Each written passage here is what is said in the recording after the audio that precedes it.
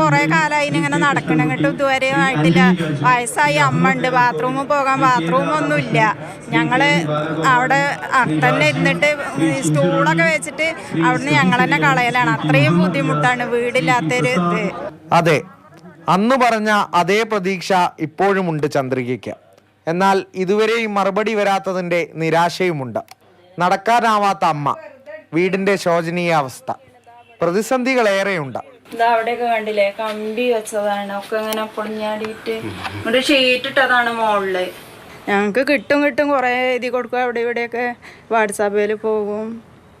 വന്നു ഇതുവരെ ശരിയായിട്ടില്ല. ഇപ്പോഴും ഇത്രയും ദിവസം കഴിയുമ്പോൾ ഒരു നിരാശ ഉണ്ടാവും. നിരാശല്ല, അത് എങ്ങനെയെങ്കിലും എന്തായാലും കിട്ടും എന്നൊക്കെ ഒരു പ്രതീക്ഷ ഉണ്ട്. ഇതൊരു കുറ്റപ്പെടുത്തലൊന്നുമല്ല, ഓർമ്മപ്പെടുത്തൽ മാത്രം. ചന്ദ്രികയെ പോലെ ആരെങ്കിലും ശ്രദ്ധിക്കാതെ പോയിട്ടുണ്ടെങ്കിൽ ഇതുപോലെ മറുപടിക്കായി കാത്തു നിൽക്കുന്ന ഏറെ പേരുണ്ടെന്ന ഓർമ്മപ്പെടുത്തൽ മാത്രം.